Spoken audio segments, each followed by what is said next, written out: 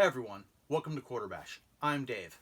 Today's video is going to be a little different than the ones I've done before. I've done a lot of coin roll searching and videos of that nature up till now, but my channel in general is about treasure hunting, and I include in that reselling, which is something I've been doing since I was very young, mainly with vinyl records. Like my first selling online was vinyl records. My first selling at all was vinyl records through mail order. And back before the internet, we did that through classified ads in music magazines like Maximum Rock and Roll.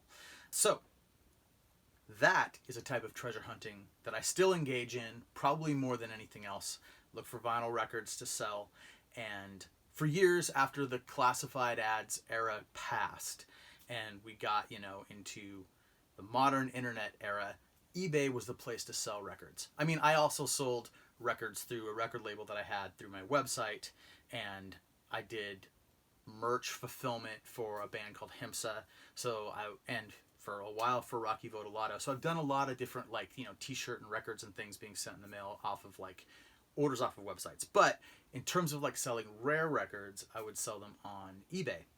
Then about 4 years ago, I started selling on a site called Discogs. For years, a friend of mine named Derek, you know who you are, Derek, had told me I should start using Discogs, but I was a little bit freaked out about the idea of using Discogs because I had heard that it was a very serious place to sell records, that you needed to be very knowledgeable about the standards by which you graded the records, and I had never really done that.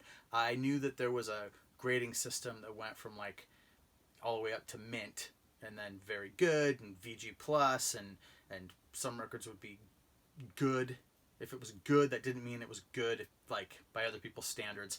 I didn't like any of that. I would sell on eBay and I would say the records were in excellent condition because I knew that they didn't use excellent in the goldmine standard, which is what they call the grading scale that they use on Discogs. And I pretty much tried to only sell records that were in really good condition. And I was very serious about how I packed and shipped them. And I did very well on eBay for a long time with vinyl. But it seemed like it was dying out, and it seemed like everyone was moving to Discogs. So I moved to Discogs in January of 2016 and started selling, and immediately had my first couple of sales, and then very shortly after that had a really kind of exciting sale. It was pretty large, and realized that it was a pretty serious website where you could do a lot of business. And I've just reached a milestone. I have just sold my 1,000th sale on Discogs. And it took 4 years, so a little over 4 years, but it comes out to about 250 sales per year. You want to check my math? Math isn't my strong suit. I could be totally wrong about that. But hey, for those of you that don't know much about vinyl sales and you hear about records, and if you don't know anything about it, a lot of what I sell are 7-inch records. Some people would call these 45s. I call them 7 inches. I think a lot of people do. A lot of them are colored vinyl. This is a band called Harkonen. I've sold a lot of these through Discogs. I have a lot of them because this was my record label. I released this record in the 90s. So anyway, I just show you this so you get an idea of what I'm talking about when I talk about a 7-inch, although it's going to be clear in a minute what I'm talking about. You could also sell CDs, tapes, other, music media related stuff through Discogs. And with the grading scale, I'll touch on that in a minute. We'll get to that, but I wanted to talk about this 1,000th record that I sold. Oh, and it's not the 1,000th record that I sold.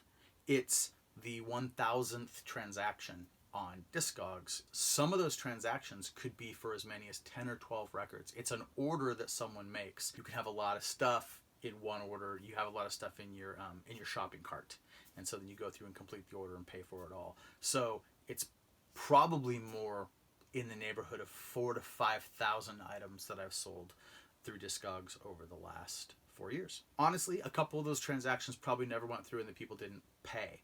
So it's not a real number in the same way that it's not like I can tell you for sure that 1,000 different people paid me for things on Discogs. It's just, this is number 1,000. It's a milestone. I hit it. I had another milestone for another sales platform coming up. That's going to happen in the next couple days. So I'm going to make another reseller video about another milestone soon for eBay. And I'll get to that. Different video. But these videos are going to happen. If you were disappointed that this wasn't about coins, don't worry. We're going to keep doing those all the time. they'll be the bread and butter of the channel. So let's move on to the record that I did sell. I've got it here, but let's put it up on the screen so you can see it. This is the Coffin Break Kill the President 7-inch. Yeah, you're not supposed to say that. And I don't think you were supposed to say that in 1991 when this record came out, because you can see a lot of you probably don't remember when this guy was president. I certainly do. I remember when he was vice president. I remember before he was vice president. I'm old. So this one is very cool. It is on red vinyl. It didn't sell for a lot of money. Unfortunately, this record never really gained a huge amount of notoriety, although Coffin Break was a cool band. I don't think anyone would argue with that. Coffin Break is definitely a cool band. So someone is going to get this record and hopefully be very happy with it. I was honest about the condition of the record, and let's talk for a minute about how that works. I have worked with people who like to really overstate the quality of the items that they're selling. It's a tactic that they use as a seller because they assume that once the person goes through all the trouble of paying for an item and getting it in the mail, they're not going to scrutinize it that much. They're just going to be happy to have it. And that may be true, but I think that's a terrible approach. My approach is undersell the record. I tell people in my listings on Discogs that I'm a conservative grader. I grade conservatively. I write this in a lot of my listings, specifically when I have something that is questionable. Like, for example, if there's a light scratch on the vinyl, like vinyl being scratched isn't a deal breaker for a lot of buyers. It really has to do with whether that scratch is just a tiny hairline that isn't going to do anything, that you can just see when you turn the vinyl to the light. On Discogs, you need to identify the quality of the media and the quality of the sleeve. And Discogs makes it pretty easy, actually, when you're doing a listing. There's a button you can click on that helps you go through and figure out how you should grade it. I'm showing this here, I assume, right now. Now, when you do that, my suggestion is, if you don't know, if you think something is borderline, grade it lower. Grade it on the lower scale, and in your description, tell them you grade conservatively and other people might have considered it the higher grade. People are going to read those, and I think people appreciate those. I get a lot of feedback that says this was in better condition than I expected. If you've been thinking about selling on Discogs, start. What do you got to lose? Give it a shot. Yeah, you can do it pretty well. You can make a lot of money doing it. It's not that hard, but you have to care. You have to care about listing it properly, taking good care of the records, and you need to care about shipping. Once you have the order and the record's going to go out, you need to make sure that that is going to arrive at their door in the exact condition it left you. And there's too much to say about that to put in this video. I'm going to make a video about shipping vinyl, specifically about that, show how I do it. But I'll tell you one thing. When this record goes out, the vinyl is going to come out of the cover, and it's going to go inside the plastic sleeve like that. So just call that vinyl shipping 101. Don't ship the vinyl inside this cover. And don't ship the vinyl in a way that it can slide out from the plastic sleeve. Personally, I think you should put another plastic sleeve on here and then adhere that down to, say, a piece of cardboard before you even put the packaging around it, so that nothing can happen. No corner smashes, the vinyl can't come out, nothing can happen. That's like the littlest amount of information, but I have a lot more. So, Kill the President. I'll be shipping this out tomorrow to my lucky 1,000th customer. And yeah, felt like that was a pretty cool little milestone to hit. 1,000 different transactions on Discogs.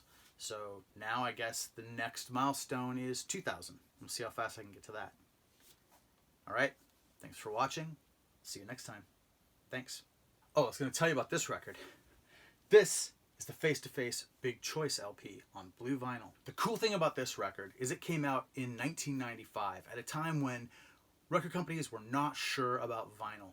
Independent companies were putting out a lot of vinyl, but the big labels didn't want to. And this was a big label release for this band, which was a punk rock band. So they did do vinyl, but only as a promotional item.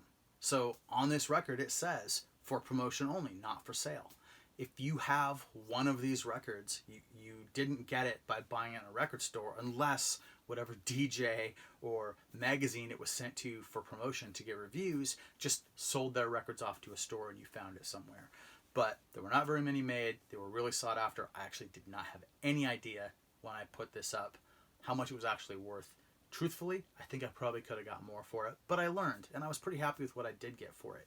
But this is just one example. There are so many records like this out there. Special deals on the vinyl, especially from the 90s. A lot of 90s and early 2000s indie rock stuff is worth a lot of money these days. So don't discount it. If you find it in your collection, go through it. If you feel like doing the work, putting in the time, because it's a lot of time and it's a lot of work, this can be a good way to make some money.